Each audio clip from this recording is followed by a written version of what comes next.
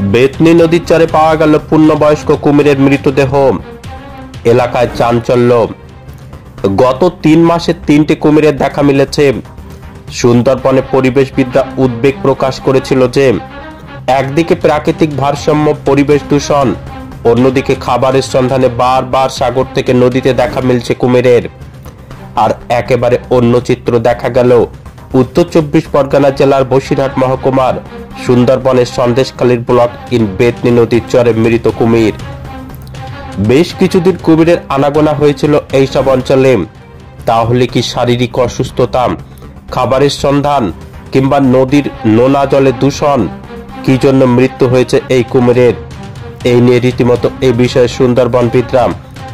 গবেষক অনিমেষ মণ্ডল জানান, সম্প্রতি সুন্দরবনের কুমিরের সংখ্যা বৃদ্ধি পেয়েছে। এটা যেমন ভালো দিক, একইভাবে কিভাবে কুমিরের মৃত্যু হয়েছে সেটাও পর্যালোচনা করা উচিত। নদীর জলের বিষক্রিয়ায় মৃত্যু হয়েছে কিনা সেটাও বন দপ্তরের দেখা উচিত। ইতিমধ্যে কুমিরের মৃত্যু নিয়ে রীতিমতো চাঞ্চল্য ছড়িয়েছে নদী পাড়ের বাসিন্দাদের মনে। সুন্দরবন অঞ্চলে যে ঘন ঘন কুমির দেখা দিচ্ছে সেটা তো বাস্তুতন্ত্রের পক্ষে ভালো খবর। পাশাপাশি সন্দেশখালী সংলগ্ন বিদ্যাধরী নদীতে একাধিকবার কুমির দেখা গেছে, এটাও আমাদের জন্য একটি ভালো খবর।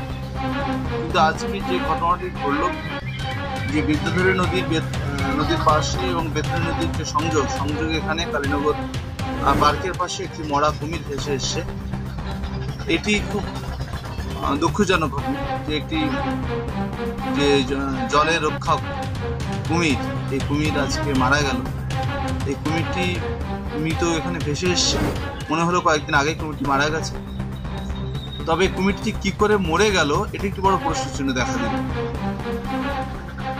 যদিও এ বিষয়ে আমি বিদ্যাধরী নদীর যে কুশিকাটা অংশ, যেটা যে শহর অঞ্চলের যে দূষিত বর্জ্যযুক্ত জল এখানে প্রবেশ করছে, সেই জলের প্রভাবেও, রাসায়নিকযুক্ত জলের প্রভাবেও সুন্দরবনের নদীতে এবং খাড়িতে দেখা গেছে বিভিন্ন সময়ে বিভিন্ন যে প্রাণী, জলজ প্রাণী তারা মারা গেছে।